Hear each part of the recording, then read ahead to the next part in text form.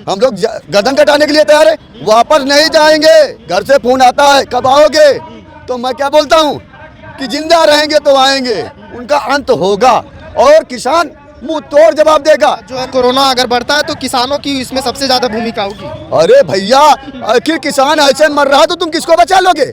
आज बहनों भाइयों बोल रहे हो, मंच पे जाते हो, जब वोट आती तब किसान याद आता है। अब आज रोड पे मर रहा, तुमको याद नहीं आ रहा?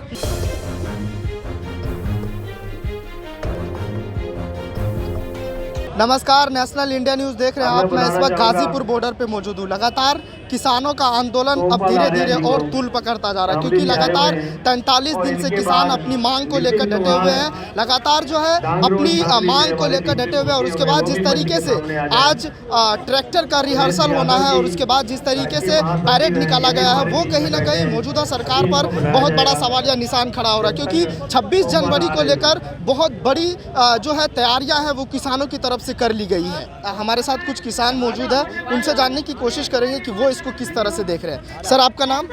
अवधेश कुमार मौर्य, कहाँ से? जिला महासचिव, अमेठी जिला का रहने वाला हूँ। और हमारे यहाँ से प्रधानमंत्री पैदा होता था। हाँ।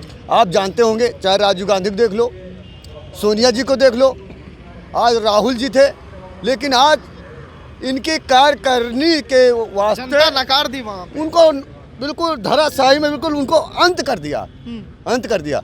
जो सरकारें किसानों की तरफ नजर उठाई, उसका निश्चित पतन हुआ। जैसे रह गया, मोदी जी का पतन होगा क्या? निश्चित पतन होगा। इनका तो ऐसे पतन होगा कि जैसे और सरकारें गई, उसी तरह इनको निश्चित जाना, बहुत जल्दी जाना है।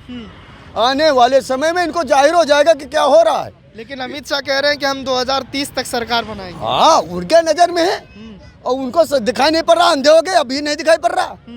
किसान रोड पे नाच रहा, अपने लिए आवाज उठा रहा और किसी को दिखाई नहीं पड़ रहा। जैसे हमारे प्रधानमंत्री जी हैं, मंच पे जाते हैं और कहते हैं बहनों भाइयों, आज बहनों भाइयों बोल रहे हो, मंच पे जाते हो, जब वोट आती तब किसान याद आता है।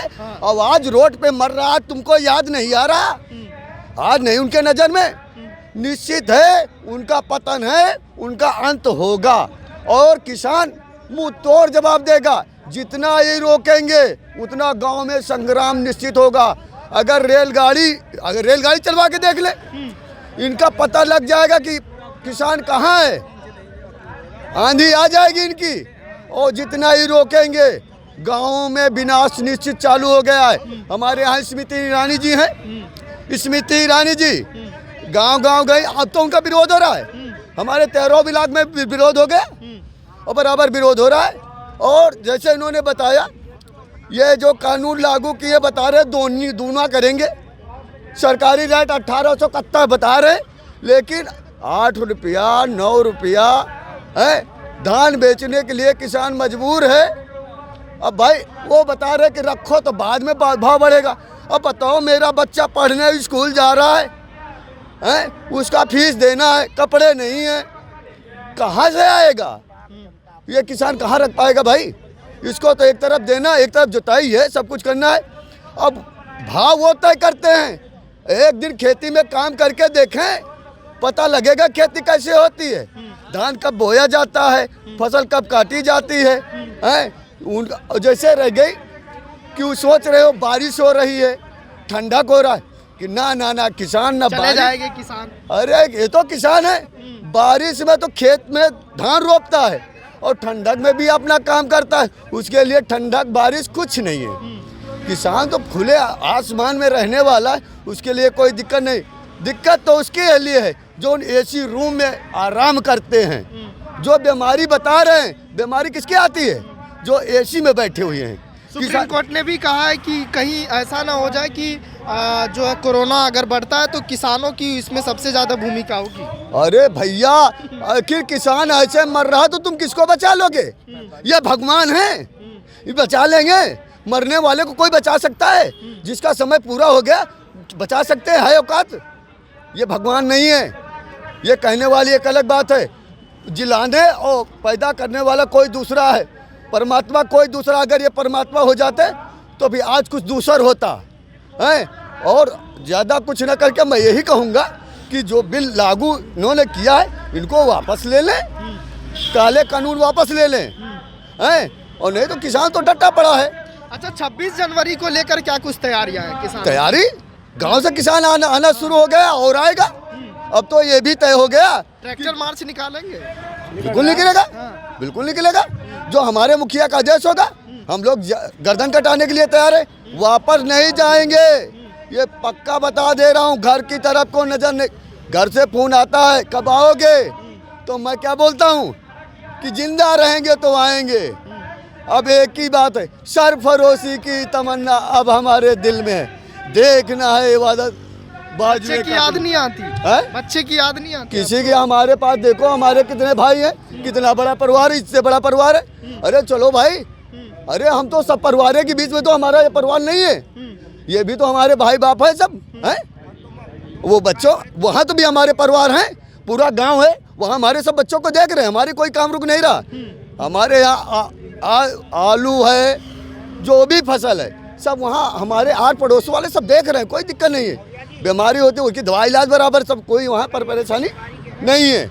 ये जो है अपना देखें, लेकिन एक बात बता दे रहा हूँ, इनका पतन निश्चित है आने वाले समय। मैं आपसे जानना चाह रहा हूँ, लगातार राकेश टिकैत भी कहें कि 26 जनवरी को हम जो है ट्रैक्टर से मार्च निकालने वाले हैं, क्या कुछ तैयारियां हैं उसको लेकर हमारे दर्शकों को बताइए। हाँ, 26 जनवरी की तैयारी है पूरी।